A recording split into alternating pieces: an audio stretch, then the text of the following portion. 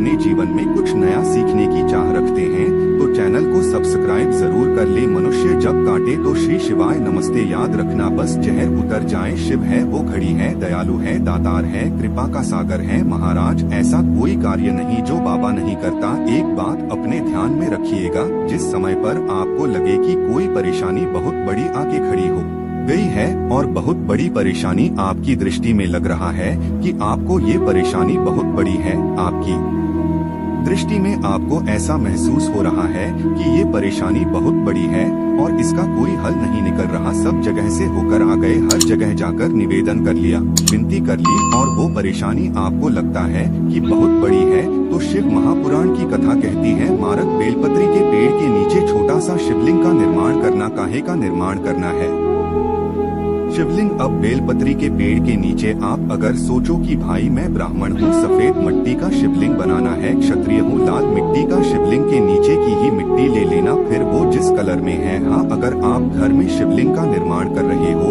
तो आपको वर्ण देखकर मिट्टी लेना है कि हम ब्राह्मण हैं तो मिट्टी का शिवलिंग बना ले, वैश्य है पीली मिट्टी का बना ले, क्षत्रिय लाल मिट्टी का बना ले, शूद्र है तो काली मिट्टी का बना ले। पर अगर कोई परेशानी बड़ी विकट है आपको लगता है कि इसका कोई हल नजर नहीं आ रहा, इसका कोई हल ही नहीं दिख रहा है और ऐसा लग रहा है कि ये उलझते जा रही है, उठी अब सुलझना नहीं है।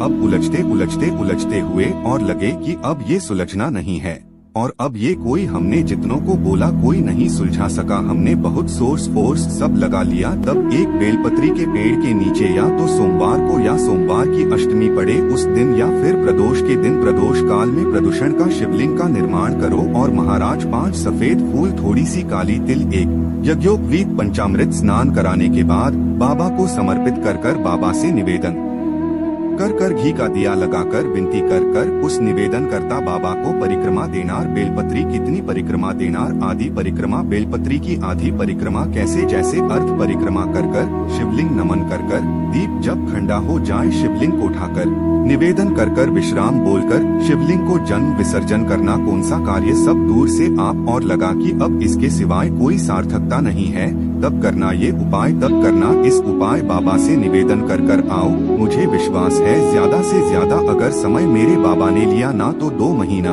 1.5 महीना, 2.5 महीना, इससे ज्यादा नहीं लेगा। बाबा कार्य सफल कर ही देगा। विश्वास रखकर शिव की आराधना सागर शंकर विश्वास रखकर आपने अगर भाव प्रकट कर कोई भी उपाय आप कर रहे हैं उसमें आपके विश्वास का होना चाहिए, उसमें आपका भरोसा होना चाहिए, उसमें आपकी दृढ़ता होना चाहिए। और यदि विश्वास प्रबल है, प्रेम जब अनंत हो गया, रोम रोम संत हो गया। विश्वास जब होता है तो भगवान मिलता जरूर है, आपका भरोसा है। शिव महापुराण में ब्रह्मा का चरित्र आता है।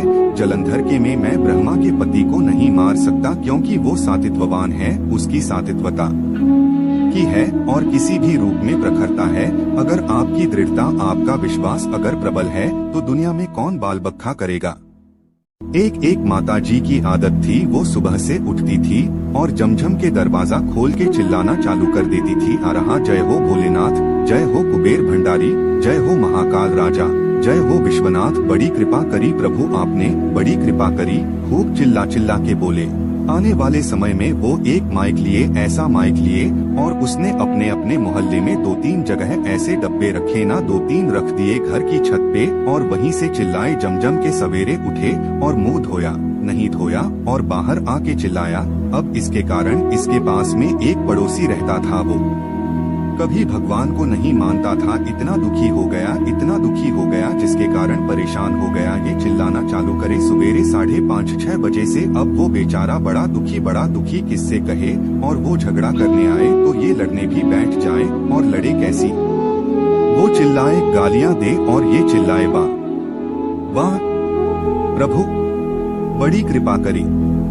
अब उसको और चिढ़ बैठे। बताओ, है पड़ोसी बड़ा परेशान, कभी भगवान को मानता नहीं था। अगरबत्ती नहीं लगाए, धूप बत्ती नहीं लगाए, कभी दिया नहीं लगाए, कभी भगवान के धूप नहीं लगाए, परेशान। अब एक दिन सवेरे इसने माइक उठाया और चिल्ला के बोली, शिवरात्रि के दिन हर हर महादेव, जय महाकाल राजा, जय विश्वनाथ, बड़ी कृपा करी प्रभु। जो देखा तो कहा दाल चावल सब्जी राई नॉन मिर्ची सब रखा था, फिर माइक लाइफ उठा के आया, फिर चिल्लाने लगी हर हर महादेव, वाह रे महादेव, जय हो मेरे महाकाल राजा, जय हो मेरे काशी विश्वनाथ। हमारे गुरु जी भी कहा करते थे, सावन के दिन अगर बेल की वृक्ष की जड़ में मिश्रित युक्त मिश्री, जो मिश्री आती है खड़ी खड़ी, आप सभी दर्शकों को जरूर पता होगा शक्कर टाइप की होती है, तो आपको मिश्री डाला हुआ दूध अगर आप इनकी जड़ में डालते हैं तो ऐसा कहा गया है कि ऐसा मानव कभी निर्धन नहीं होते। ऐसे मानव के जीवन से किसी भी तरह से अगर लक्ष्मी रुष्ट हो चुकी हो, रुष्ट दूर हो जाते हैं। ऐसे मानव पर माँ लक्ष्मी भी प्रसन्न होती है।